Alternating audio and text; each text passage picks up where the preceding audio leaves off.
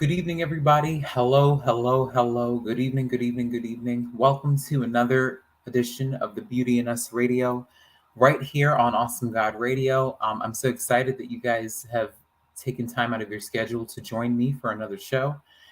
It is almost 70 degrees outside right now. It really warmed up today. I knew I wasn't going to really need my heavy jacket today, but this just lets me know that, spring is almost here and that we can almost put the jackets away and we can be in a position where we can just be free with our clothes. I saw some people with shorts and, um, you know, sandals and whatnot, but it was a nice day. It was a nice day outside, and I hope you guys had the chance to enjoy some of this cool weather while we've had it, because, like I said, spring is coming, and I'm not sure who's been thrown off by the hour that we've lost this past weekend due to spring forward. But I am glad that you all took time out to join me for another show. So, tonight we're going to be talking to Miss Cheryl Barton. She's an award-winning author and book publisher, and she's going to be talking with us about her work as an author. She writes romance novels and books, so she's written over 30 of them, and she's going to talk about what goes into becoming an author, what it looks like in order, and what it feels like to be an author, and what it means to write a story, and what it means to really dig deep and use your creative muscle to your advantage in order to convey messages that are supposed to resonate with people, your readers, the people who follow your work. So that's what she's going to be speaking with us about. But I'm going to tell you a little bit about her. And I'm going to, again, give you all some information about the work that she does as an author, and also about how she puts her stories together. But I'm going to read a little bit of her bio to you all so that you all can be familiar with who she is by the time she joins us for the second half of the show from 6:30 to 7 p.m. Cheryl Barton lives in Maryland. Cheryl Barton lives in Maryland, and in her spare time, she loves to read espionage, crime, and romance novels, cook, watch sci-fi movies, spend time with family and friends, and enjoy Maryland steamed crabs. She is celebrating over 30 years as a government employee and loves writing romance novels when she's not working. She is the author of 31 romance novels, 4 inspirational novels, and is proud of 6 book compilation projects with several other incredible women. She was a finalist.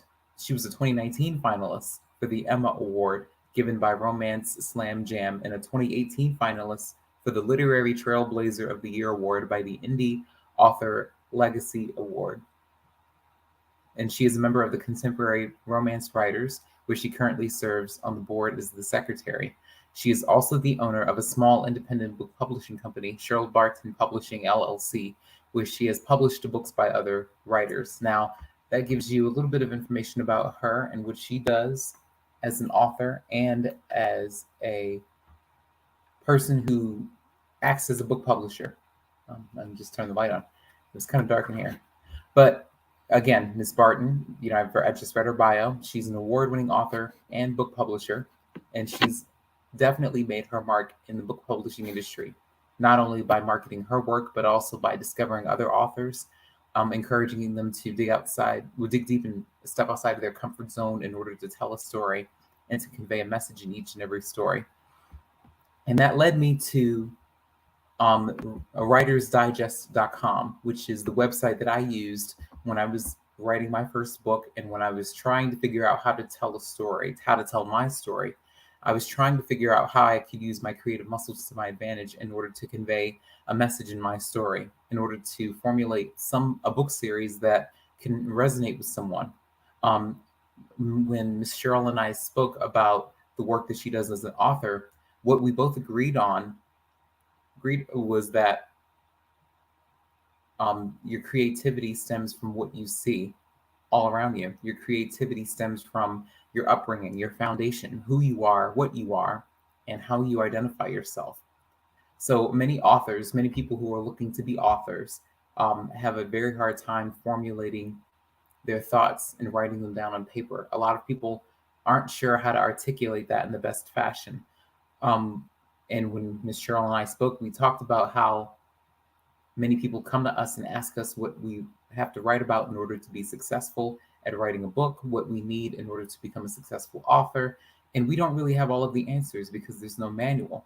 But when I visited writersdigest.com, I read an article that was written by Robert Lee Brewer about 10 hours ago, actually. And it's about an author named Nisha Sharma, and it was about authentic writing. And she's an award-winning author, and she discusses in this article about how she was encouraged to be authentic by her editor for her new romance novel, Dating Dr. Dill. Nisha Sharma is the award-winning author of young adult romance and contemporary novels, one of which is called My So-Called Bollywood Life, and contemporary romance drama, The Singh Family Trilogy. She grew up and immersed in Bollywood movies, 80s pop culture, and romance novels, so it comes as no surprise that her work features all three. And her work has been praised by Entertainment Weekly, NPR, Cosmopolitan, Teen Vogue, BuzzFeed, Hypable, and more. And she lives in New Jersey with her Alaskan-born husband, her cat Lizzie Bennett, and her dog Nancy Drew. And you can find more of her work on nisha-sharma.com or on Twitter, TikTok, or Instagram. But she talks about how she was encouraged to be authentic by her editor for her romance novel, Dating Dr. Dill, which was like writing a humor from her perspective at the height of the pandemic. So actually, she just released this book today.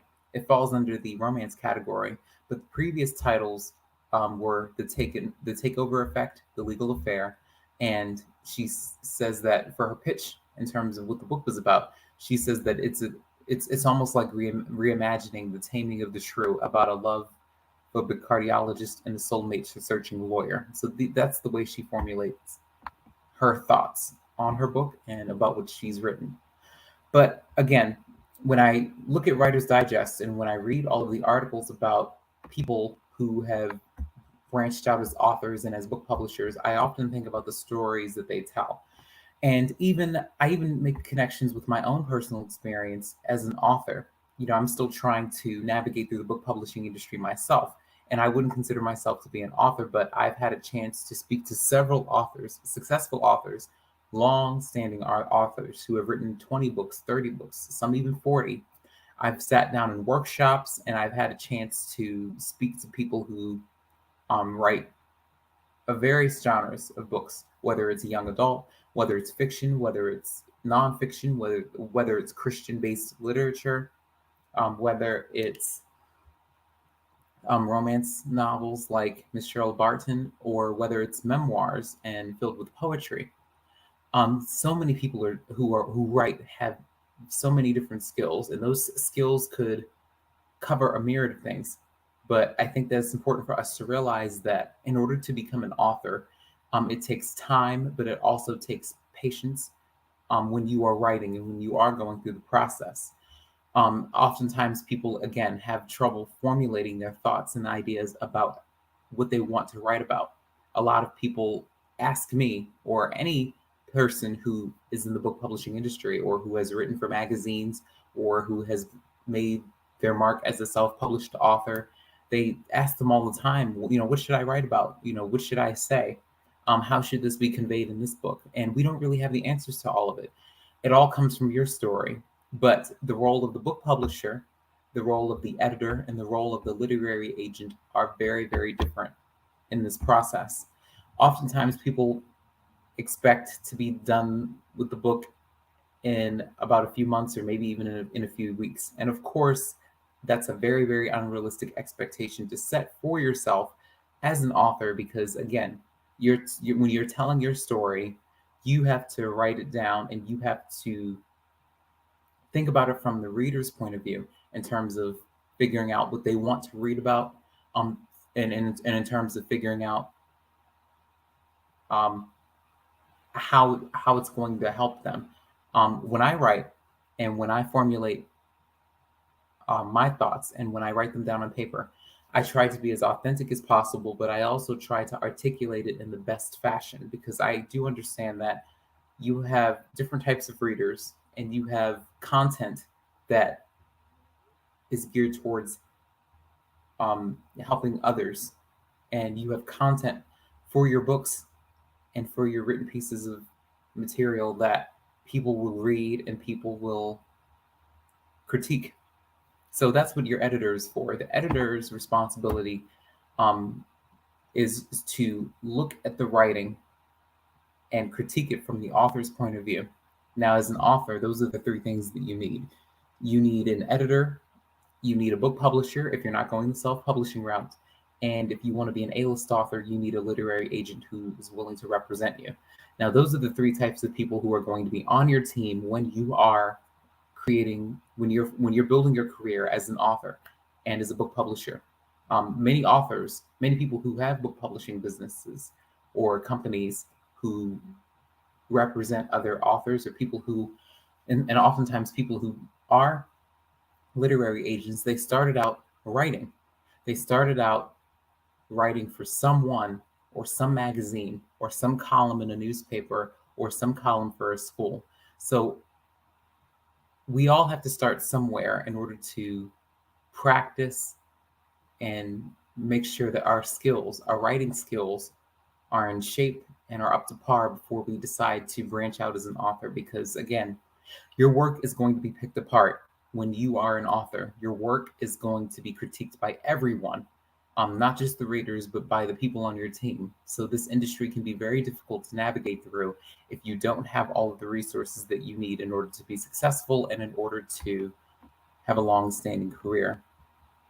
And there was another magazine, well, not another magazine, but another passage, I should say, from Writer's Digest from Mariah Richard, and it's entitled, "What has been the most pivotal moment in your writing life thus far?" And this post announces the latest from one of their questions. And in the author, Mariah Richard, she says that our upcoming July and August 2022 issue is focused on crossroads, but both in your professional writing life and in your work in progress. And we love to know what the most pivotal moment is in your writing life. So again, this is an article that I've read from Reader's Digest. It's not Reader's Digest, Writer's Digest, and it's about what the most pivotal moment in a writer's life is. So this is just one writer. Her name is Mariah Richard. She wrote this article yesterday about her experience, and she says, "I kind of always wanted to be a writer. My mom still has a copy of the first story I ever wrote when I was 5 years old, about a mouse who fears that he will be celebrating Christmas alone, only to be surprised by a friend's company.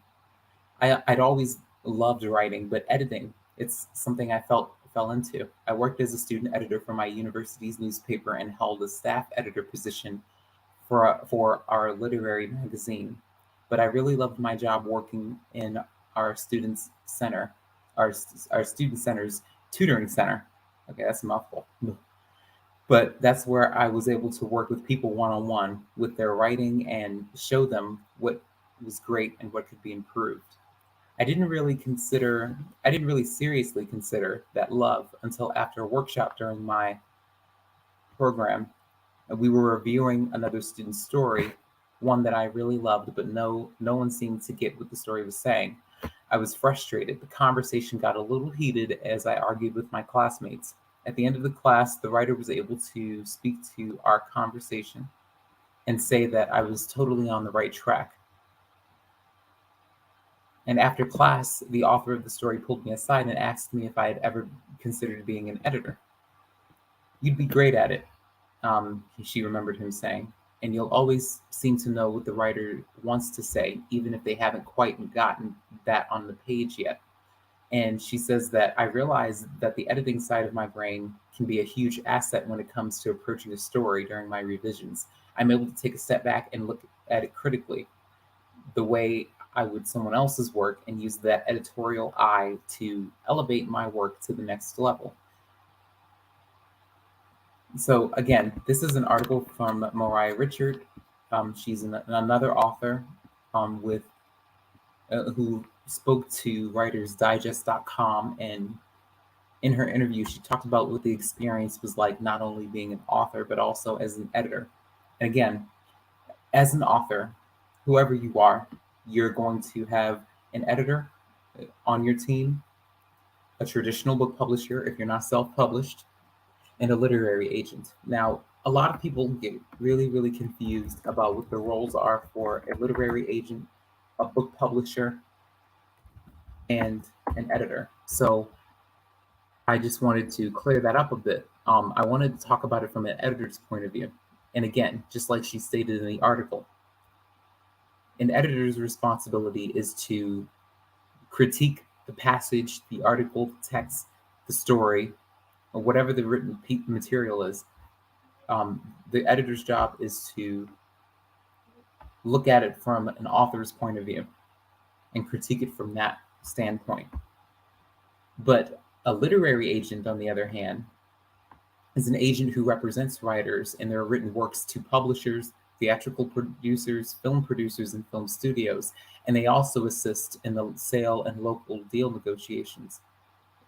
And they most often represent novelists, screenwriters, and nonfiction writers, and they are paid a fixed percentage, usually 20% on foreign sales and 10 to 15% for domestic sales. And these are the sales that they negotiate on behalf of their clients. So again, I just want you all to understand what the roles are for each of the three players on your team when you are an author, or if you're interested in branching out into a career in writing. So these are the people that you have to keep in mind. These are the people that you need to have on your team. And these are the people who are going to give you that tough criticism, that tough love that you need, so that you can be molded and shaped for the next level. So you can be prepared for the next level in terms of whatever comes. So that's a literary agent, and that's also what the meaning of an editor is and what the role of an editor is. Now, it also states that in terms of what the advantages are, literary agents perform various services for authors, and they connect the author's work with appropriate publishers, negotiate contracts, ensure royalty payments, and mediate problems between the author and the publisher. And agents can help new authors get public recognition. Agents also help publishing houses and others expedite the process of review, publication, and distribution of authors' work. Many well-known, powerful, and lucrative publishing houses, such as the Big Five, and generally less open than smaller publishers, are generally less open to smaller publishers to unrepresented submissions, at most times prohibiting unsolicited submissions. A knowledgeable agent knows the market and can be a source of valuable career advice and guidance. And again, this is from sources, this information comes from sources that I've read and resources that I'm using in order to convey this message so that everybody can understand what this industry is about. Being a publishable author doesn't automatically make someone an expert or modern publishing contracts and practices, especially where television, film, or foreign rights are involved.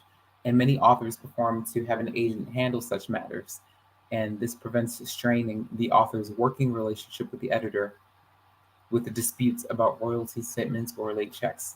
And again, this is all of what it entails in terms of what it's like being a literary agent, of the financial aspect of it, and even speaking about it from a writer's point of view, someone who's been behind the scenes, someone who's worked their way from the bottom to the top. And an agent can also function as an advisor, according to sources, and they can show an author the various aspects of how to make a living writing. And they often transition from jobs and other aspects of the publishing industry. And though self-publishing is becoming more popular, literary agents still fulfill a useful role as gatekeepers to publishing houses. So again, this is the role of what the literary agents are. This is the role of the literary agents, and and I just described the role of the publishing houses, what book publishers do, and I also talked about what editors do. But again, all three people are part of this process: the literary agent, the editor, and the book publisher are all key players in this process. So when you're an author, it's important to take heed to their advice, and it's important to take their criticism, their constructive criticism, with charm, and it's important to take heed to all of it because 9 times out of 10, they've they've been an author and they've sat in the presence of other authors and they've been able to critique their work and they've been able to facilitate workshops and they've been able to speak at seminars and they've been able to again be that authentic person that the readers wanted to see, and that's how they were able to garner a substantial amount of readers to their following. They were able to create a fan base out of that. So when we talk to Miss Cheryl Barton today, we're going to talk about her work as a romance writer because, again, this is just one genre. And if you didn't get a chance to watch my last interview with Mr. James Hill of Rock Hill Publishing, LLC, last month, please feel free to go back and watch that video because this conversation is going to be similar. But again, since it's Women's History Month, I wanted to give you all an opportunity to learn about what it's like being a book publisher and an award-winning author from a female's point of view. And that's why Ms. Cheryl is going to join us in about 10 minutes. Book publishers have a unique role, but I think that it's important to note that in order to be a book publisher, you have to have experience as an author or writing in some way or another.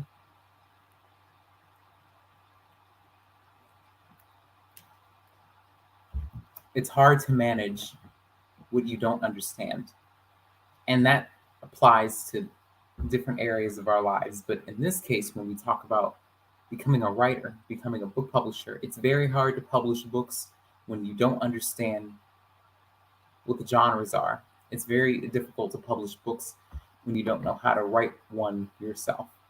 So I think that is important for people to understand that when we talk about what it's like being a book publisher, and when we talk about what the role is for book publishers in this entire process, we have to look at it from a larger point of view.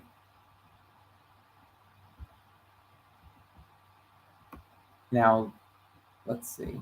I'm looking at different websites and different book publishers who've published works from many prominent people. But in a nutshell, a book publisher, according to sources, they typically provide editors to writers so that the best possible manuscript can be produced. And a book publisher will also take care of all of the pre-press jobs that need to be done in order to ensure that your book is released in its best possible form. So a book publisher is important, but again, a lot of people are going the self-publishing route. You know, for instance, I'm a self-published author and I've decided to go that route. But again, everybody is different. Everybody knows what they want and what they don't want. So it's important to be aware of that when you go into this process and when you begin.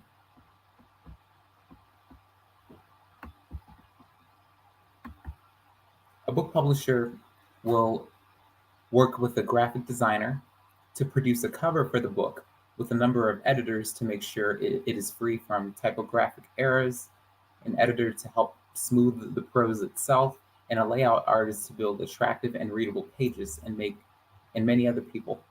And they will also have a legal department look over your book to make sure that there are no potential legal pitfalls or rights that need to be acquired. And if there are, they will help you fix those problems or acquire the necessary rights. And all of this pre-press work adds up to an amazing amount of money, and so that anyone self-publishing may find themselves swamped or else wind up in a subpar product. And people with large enough budgets may find themselves in a position to subcontract out all of these various jobs to experts, but this can be a very costly process. And of course, arguably, the most important job of the book publisher happens after the book is printed. And publishers have connections throughout the book world, the book publishing industry, and that allows them to effectively market and sell their books in a way that no self-publisher can compete with. And larger publishers have massive marketing firms working for them that ensure that they can best positioned books that they want to promote and get massive exposure. And huge distribution networks allow major publishers to get books out to both chain bookstores and independent bookstores.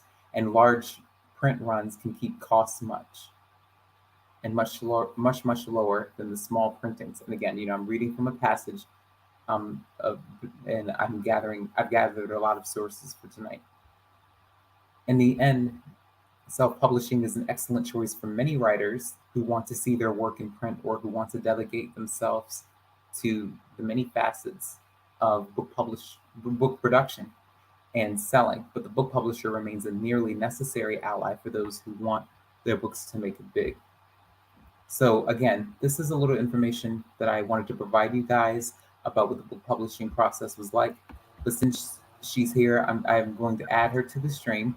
I want to welcome to the show and to the broadcast Miss Cheryl Barton. She's an author and book publisher. She's written over 30 romance novels, and she definitely has been in this industry for quite a while. So I wanted to, to celebrate Women's History Month, and I wanted to have an author on my show for Women's History Month. I know that here on the Beauty and Us Radio, we had one last month, but since that was a different genre, and since Miss Cheryl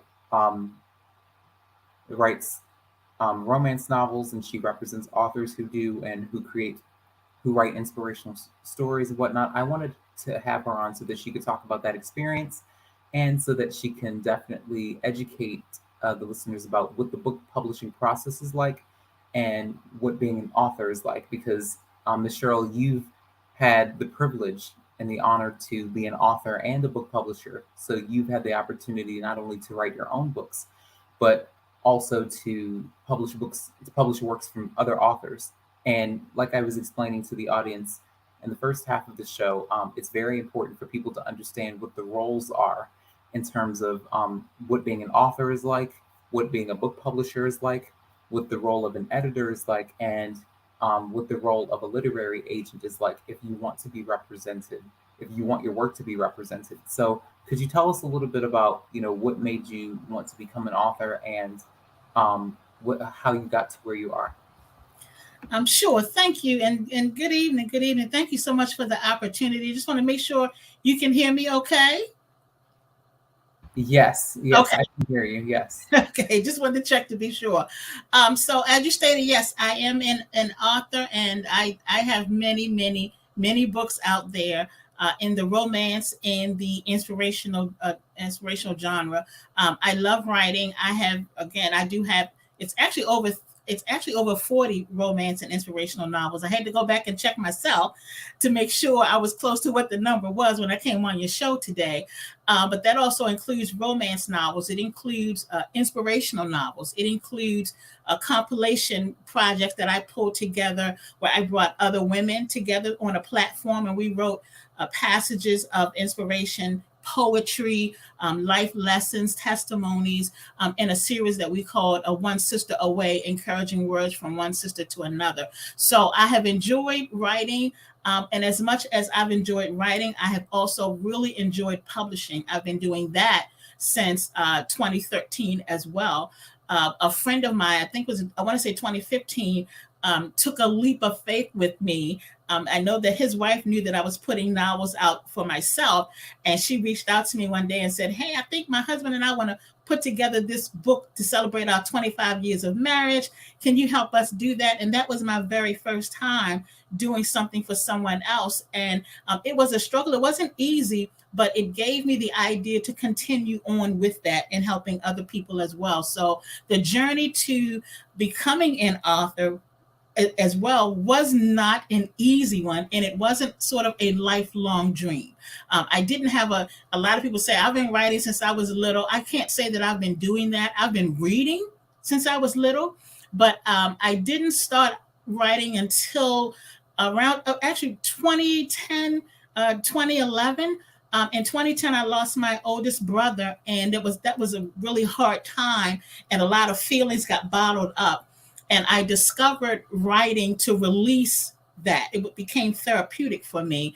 And then I began reading romance novels around that exact same time. And then I would say to myself, I can do that. I can I can write this kind of happily ever after.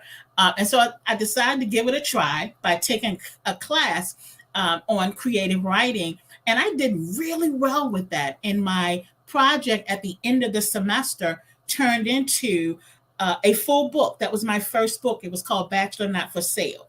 It was like a 20-page project for the end of the semester for my class, but I then turned it into a book, and it was received really well from people who read it and family and friends. And so from that, I put out a second book to that series, and then other books came from that. That began my journey, and it's been very therapeutic. It's been a wonderful ride. My books make me feel wonderful, so I'm glad that they make other people feel that way as well. The journey has been wonderful.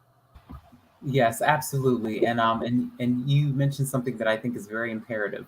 Before you even began, your career as a romance writer, and before you started to branch out as an author, you you did your research and you did your homework. So you did your due Yes, diligence, and you started reading romance novels. You took it upon yourself to say, "Listen, I'm going to read a little bit more about what I want to write about." So absolutely, so it's important for us to do our homework when we want to absolutely. pick a genre to stick with, because people have to understand that you can't be all over the place and expect people to understand your story. You Yes, have to stick with the genre that you're familiar with, and if you're unfamiliar with that genre, do your homework. Read other books. absolutely. Read other books. Write, and there's no right or wrong answer. Nobody is That's in a right. position to tell you as an author that your story is wrong or the way that you're trying to convey your message is wrong. Your editor is there to, again, look at it from your perspective and That's right. critique you when you are kind of going off topic, Mm-hmm. or if you go too far to the left, or Yes, if you go too far to the right. They help you stay in your lane as an author. But their job is to look at it from your point of view, but it's also an editor's job to look at it from the reader's point of view, yes, and say, okay, is the reader really going to be receptive to what this author is saying? Is this an appropriate subject to write about? Is this going to be received well? So these are the questions that the editor has to ask on behalf of the yes. writer and the reader. So my next question was, what kind of authors do you represent at your book publishing company, and who is your target audience? So who is your target audience when you first started your career as an author, and who do you represent now? Now that you've expanded your work in the book publishing industry outside of your own work. Right. So let me start with my target audience as a writer.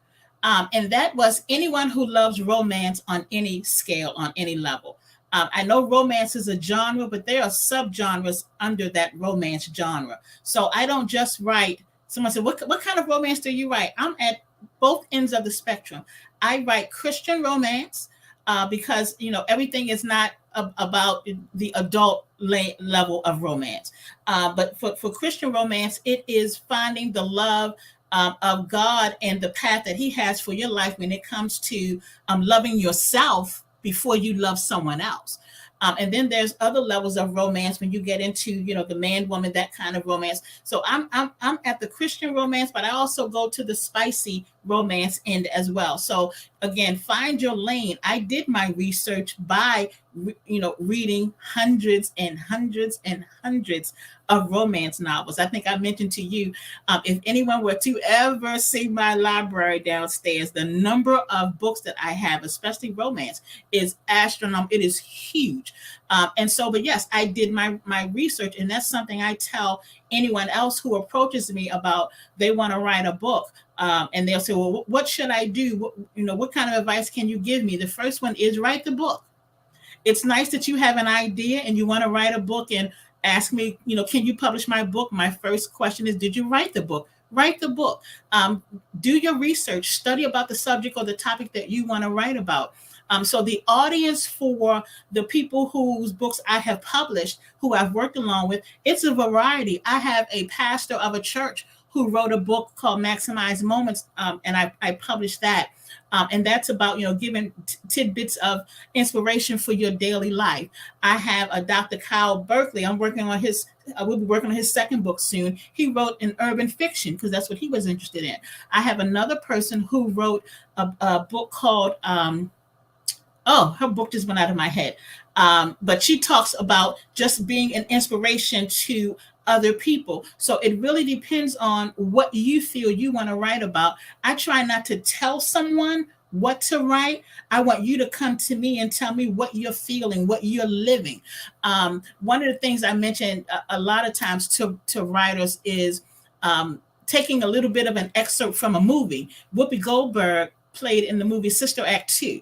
And in one scene where she was talking to the Lauryn Hill character, she says, if you wake up every day and all you can think about is singing, you're supposed to be a singer. And I say that when people ask me about writing and do you think I'll do well or how, what do you think I should be doing? My comment to them is if you get up every day and throughout your day, everything you see is a story or everything that you think about, you're thinking about writing a book every day, then you're supposed to be a writer. Stay with that. Focus on that. So when people come to my website and they see the writers that I have out there that are on the page, it's a variety of audience of people who can come and get those novels. It's not just romance. It's not just urban fiction. It's not just Christian stories. It's not just fiction or just not or nonfiction. I have a nonfiction writer out there. She wrote a story about it's because of my daddy. It's more about and her daddy. She's talking about Christ. She's talking about God. Her life is what it is because of him. So there's a huge variety that's out there. And you can start with the genre. I started with romance. I'm branching into some other things because I'm comfortable. I've been writing for almost 10 years. Was it since 2013? I've been writing for almost 10 years now, so I'm comfortable doing that. I like people to feel comfortable with where they are and stick with that to begin with until you feel comfortable enough to say, I think I'm pretty good with this. I can move on to something else. So the audience for me, for my books, as well as the audience for the writers who are on my platform for my publishing company, it is just for anyone who loves to read. I have a variety out there for every interest. Yes, and that's important to note. And like you said, it's important for everyone to do their homework, and it's important for everyone to write that story first before they begin. Before they reach out to publishers or before they speak with editors or literary agents, because again, you know how to formulate your thoughts. You know what you want to talk about. You know what your story is, and nobody is in a position to tell you what your story is like or how it should be written or how it should be told. So no one's in the position to do that, only you. So it's important for people to understand that. But again, like I said, I tell people all the time, it's important to do your homework and to be familiar with, what kind of stories are out there so that you can know what to expect when you dive in. Because again, people get writer's block, they don't know what to write about and they find themselves stuck, especially not even just new writers, people who are rookies to the industry, but also people who are veterans in the industry, in the book publishing industry. Sometimes everybody gets writer's block. Anybody who reads, anybody who writes stories, anyone who's been in the book publishing industry for a while, or people who've read books, everybody gets writer's block. So it's important for people to again step outside of their comfort zone and discover something new, because that's how that's how you stand. That's how you stand, and that's how you stay afloat as an author, and that's how you branch out. So my next question was, I know that there are roles that everyone plays in the book publishing process. So I know that there's the editor, there's the author, and there's the literary agent, in addition to the book publisher, of course. So, how important is it for people to understand what literary agents, editors, and book publishers are looking for before they approach them? Because a lot of people give up after the first few tries when they do reach out to publishers Mm-hmm. or literary agents, or even when they speak to editors, because each and every editor, publisher, and agent has different expectations, Yes, they and do. some are tougher than the others. Mm-hmm. So how important is it for people to understand how to keep going, and to keep pushing forward, in order to find that publisher who fits them and who they fit. Right. First of all, I think you mentioned it, and I'll mention it again. Do your research. Know who the publishers are that are out there. You have the big trade companies. You have the big five that are out there that everybody knows about, and then you have smaller independent companies like mine, who also does a lot of publishing. But the difference in a larger platform as opposed to a smaller platform like mine is, for me, I don't require a writer to have an agent. It's not necessary. Pretty much what I do on my platform is I like to help people get their voice out there in black and white. A lot of times they'll say, I don't really I don't know if I have a lot to say. I don't know if anyone would really be interested in what I have to say, but I have something to say. I love working with people like that and pulling that out of them. But when you're talking about the big five or the big publishing houses, you're talking about having to need an agent for those. You will need an agent in order to reach any of those of the big five publishing houses. And so what an agent a lot of times is going to be looking for is a story that captures them. Think about it as an elevator pitch. You have a sort of that 280 character you see on Twitter. You have that amount of time, that amount of words to capture an agent's attention with any book that you're thinking about writing or that you should have written before you reach out to an agent. Because a lot of times if you want to pitch to an agent and they like it, they're going to say, okay, can you send me your novel? And, by the end of the week. Some people aren't expecting that. They think I'll just tell you the idea. And then if you like it, I'll go write the book. An agent's going to say, give me a summary of the book. That means you need to know what the whole book is going to be about. So make sure you are on point when you reach out to an agent. And now it's so much easier to do so because they're all over social media.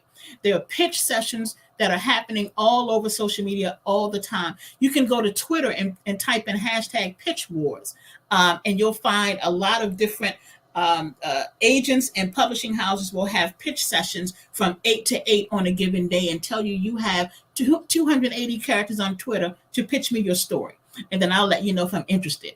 And so a lot of times you'll have agents, you'll have publishing house representatives. You'll also have when you're doing it, there'll be other readers and other writers that are out there as well, taking a look to see what it is that you did that captured someone else's attention. So rather than maybe jump right into the pitch wars, you might want to watch a pitch session for a day when they have them to see what agents and what publishers are looking for. You can go to their websites, and a lot of them will say, right now, we're looking for science fiction or we're looking for urban fiction. They'll tell you what's hot for them at the moment. And then you'll know whether or not what you're working on fits into that lane. I would say if someone's right now looking for science fiction and that's not your lane, don't try to sit down and write a science fiction in a day or two or maybe in a week and then submit it just because that's what someone's looking for. Make sure it's your passion. It's what you actually want to do. And one thing I want to remind people that there's a difference between a publisher, an agent, and a publicist. People get that mixed up. I discover that all the time. A publicist is someone, once your book is out there in the public, that person can help you spread it wider. So that's another whole lane of something that you need to consider after your book is out there. But again, write the book is number one. Before you even start thinking about reaching to a publisher or publishing house, write the book, get it edited, and you can work on editing yourself if you're good with that. I happen to be pretty good with that.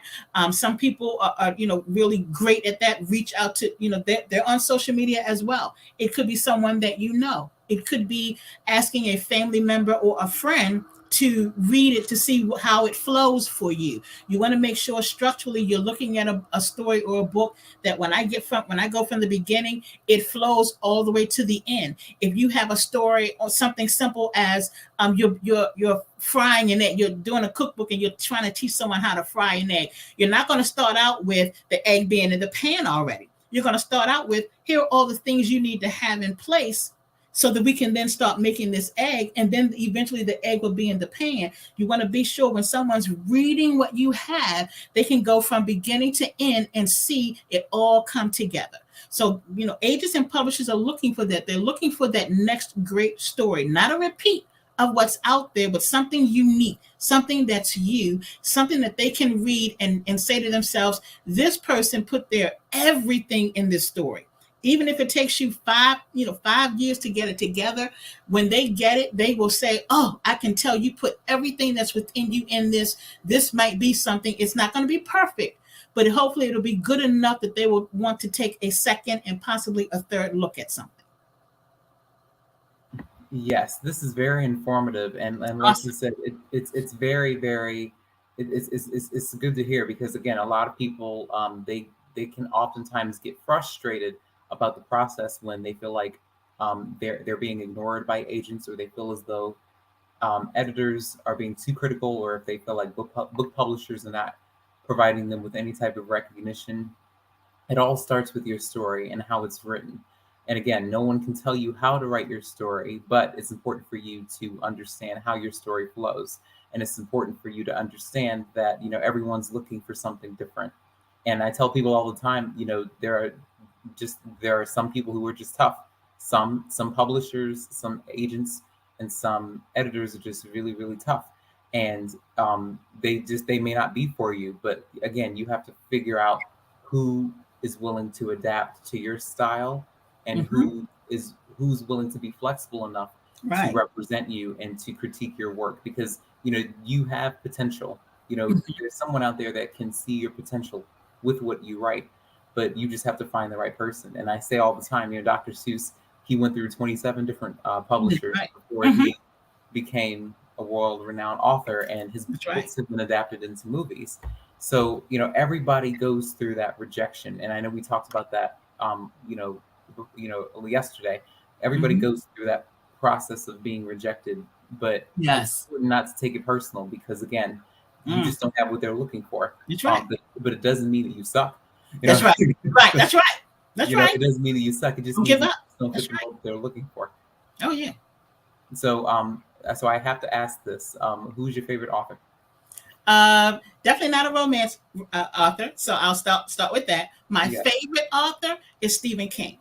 Uh, has been for many many years, and I think what drew me into him being my favorite author has to be his book Needful Things. I still think that is one of the greatest novels ever written. And so once I read that book, and then I think I read The Stand, which was just amazing. When you think of pandemic level type of story, that's what his book The Stand was about, a pandemic that happened and wiped out. This was way before any talk of the kind of pandemic time frame that we went through since 2020. And so, from that book, I went out and I would just search and find every book that he had already written, even as Richard Bachman, another name that he had written under. But everything that he's ever written, I have loved every single one of his books. He will probably forever be my favorite author, with Tom Clancy coming in as a very, very close second, but still Stephen King just sort of outpaces every author that I've ever written. And again, I have a large library, a variety of authors. Like I said, Tom Clancy, Stephen King, Iris Johansson. They're just that there's so many of them that I love. I'm reading a Michael Connelly book. Getting ready to start. I think I'm only on chapter one. A Michael Connelly book. He's the guy who did the Bosch series that was on Amazon Prime, one of my favorite series. So yes, it absolutely hands down Stephen King. Everything he's ever written. Yes, absolutely. And Stephen King, he's been a long-standing author for a very long time, and he's pretty much made it. He's made it to the A-list as an author. So, but I knew that if I were to sit down and talk to him, if I ever sit down and talk to him, I can definitely ask him about his experience, because he has years and years of experience, and even at his age, he's still able to. Keep up with the trends and keep up with what readers are looking for, and he's still in a position to write about the genres that he sticks with, and that how he can create a story in such a way that it can definitely resonate with so many people. Now, my next question is, what kind of projects are you working on as an author? And what kind of projects are you working on as a publisher right now? As an author, I am currently, I have a free book that's coming out on my website actually.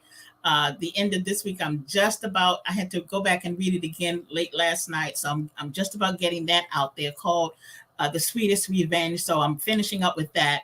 But I have a series that I started called Sister Act. And it's about three sisters. The very first book, An Unexpected Destiny, came out, I think it was last month. And that has done wonderfully. I mean, the readers are just loving that story. And so there's a second story in that series called For You I Will. So I'm working on that one to come out a little later on this year. I have a third book in a series, Sullivans of Montana, Black Cowboys. That's a story of brothers and one sister. And so the third book about that, called On the Right Track, that's coming out a little bit later this year. Working on that's actually finished. I set it to the side to kind of give it a little bit of breathing room from me for a minute, and I'll come back to it. I'm also getting out the third book in my Christian romance series. It's called When God Says Yes. And the first book was Rescue Me, and then it was Release Me. And then the third book that I'm working on now is called Restore Me, restoring a marriage back to the way God intended marriage to be in the beginning. So that's going to be coming out also this year. And I'm working on thinking about doing another compilation project with several other women. They've been asking me, when are we going to do another one? When are we going to do another one? Or some women who weren't included in the very first series I've done with that One Sister Away. And then I have a new one called Straightening Her Crown. That's a series as well. So I'm probably going to be picking that up and getting another book in that series out, getting some ladies together who are interested in writing to be encouraging and inspirational to other women. Um, and outside of that, as far as a publisher, oh, and one other one, I'm doing a Christmas in July book. Christmas romance novels are not just for December. So I'm doing one that's going to be coming out in July. But as far as a publisher, I have a second book from Dr. Kyle Berkeley. He wrote an urban fiction novel, which was absolutely fantastic. It was his first novel, and it was great. It's called The Wake. And it did so well. And I know his readers have been starving for book two. So that book he's working on is going to be called The Void. So I'll be working on his book coming up soon. And I have another friend who's putting out a novel a little bit later this year. She's writing her first science fiction novel. So looking forward to getting that out. But on the side from the publishing and the writing, I'm also going to be launching a podcast. I was hoping to get it out earlier this month, didn't get there, but I'm going to be doing it a little bit later this month. I'm going to start out with having a lot of various women authors and writers on to give them a platform. And it's called the SAM Hour, and SAM is SAMM, and it stands for Sisters About Making Moves, and it's about women making moves out in the community. And again, I'm going to start with a lot of women writers to kind of give them a platform, get their voice out there. It's important that our literature gets out here in the hands of people who love to read. I feel like we've always been limited in how far our reach can go, but being able to do more writing, help each other out, I think is really launching a platform for more women, more men, even men, any other writers of color to get their work out there. So I'm going to be working on some things with that as well, helping additional writers get out there. So as you can see, my year is pretty busy outside of I mentioned it yesterday. I do work full time. I work for the federal government. I'm in my 34th year. And so that's my priority, 40 hours a week. But after the 40 hours are over, at that 40th hour in 1 minute, I jump into publisher writer mode immediately.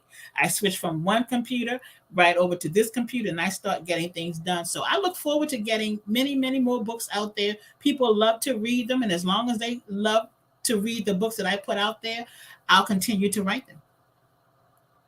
Yes, absolutely, and I love it. You stay busy. I definitely love and appreciate that you stay busy.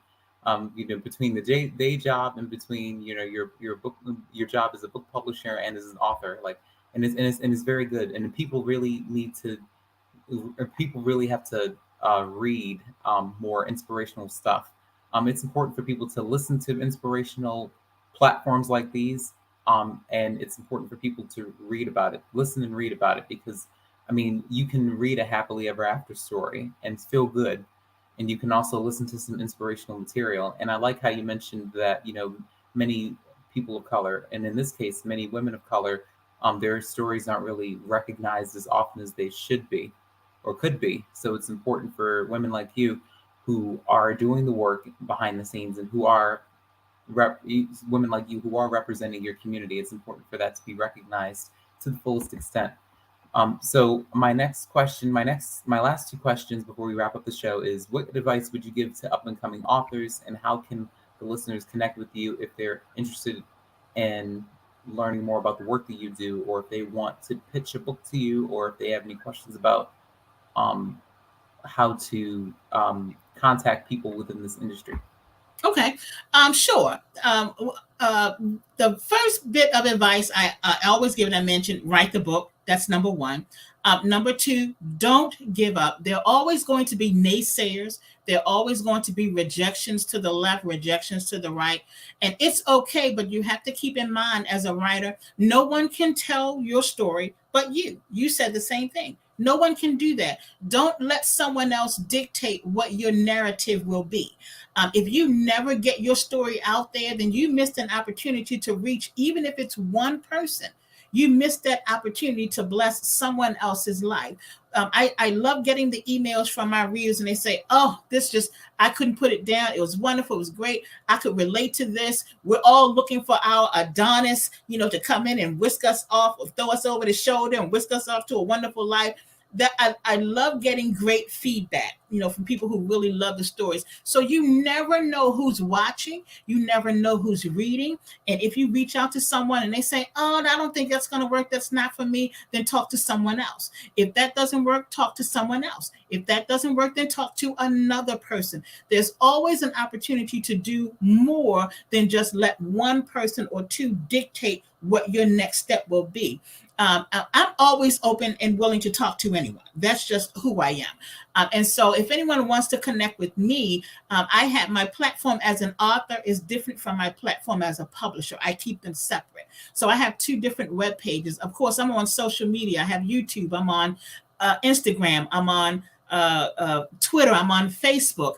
I'm getting into the TikTok game later this month. Oh, I've pushed, I've fought it and I fought it. I just can't anymore. I did one video on TikTok with one of my books, and it went crazy. I couldn't believe it.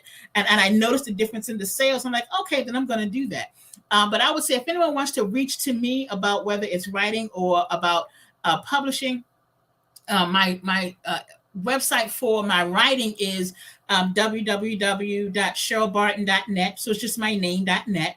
That's where you'll find all of the books that I've written. And then for publishing, if you have questions about that, or you want to pitch an idea to me, or just, prick my brain and find out what I can help you with, or any information that I have, you can reach me on my publishing website, and that would be www.crbarton.com. So again, it's just crbarton.com. That's my publishing website. And again, I will speak and respond to everyone who sends me something.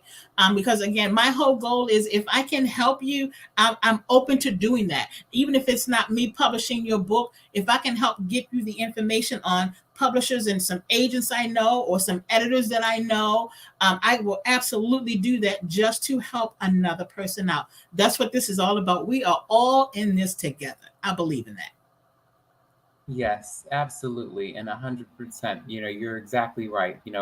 We're all winners here when we put in the work, and when we make that sacrifice, and we make the initiative. You get to see the results once you put in the work and once you make the sacrifice, and that's awesome. Well, I'm gonna let you go, but thanks again, Miss Cheryl, for being a part of this broadcast, and thanks again Thank you. for sharing your expertise and your knowledge about this industry and about what it's like being a book publisher and an author. Because I mean, there are so many trenches that people don't understand about Yes. this process. I mean, people don't realize how much you have to sacrifice in order to, Yes. see the finished product, and in order to receive the fruits of your labor once it's all said and done. Absolutely. So I'm glad you had an opportunity to speak about that. So I'm going to let you go and close out the show, but I just wanted to take time to say thank you. Thank you so much. I appreciate it. You have a good night. You too. Thank you very much. Bye bye. Well, that wraps up another edition of the Beauty in Us Radio right here on Awesome God Radio. I'm glad you all had an opportunity to tune into another show this evening. Next week on the Beauty in Us Radio, right here on Awesome God Radio, we are going to have evangelist Miss Sherelle Sims with us to talk about mental health in the Black community, a very taboo subject that needs to be spoken about more often. So she's going to talk about her work in the healthcare industry and how she's been impacted throughout the course of the COVID-19 pandemic, but she's also going to talk about how she uses her work in the healthcare industry, in mental health in particular, in order to speak about mental health in the Black community. So we are going to have that discussion next Tuesday, right here on the Beauty in Us Radio. Make sure that you download Awesome God Radio's app. Make sure that you follow us on all of the social media platforms. Make sure that you reach out to me and follow my work at Nelson E. Brown on Instagram and Twitter, and at Nelson Brown on Facebook. So again, I want to thank you all for tuning in. I appreciate every single one of you who tune in each and every week. Spring is coming. I hope you guys have a chance to enjoy the warm weather while it's here, and while we're getting ready to take the jackets off, take the boots off, put the shovels away, and everything else. So make an appointment to meet me back here Tuesday, March 26th, 2022 at 6 p.m. so that we can speak to Miss Sherelle Sims, evangelist Miss Sherelle Sims. Thanks again, and I will see you all next week. Bye bye.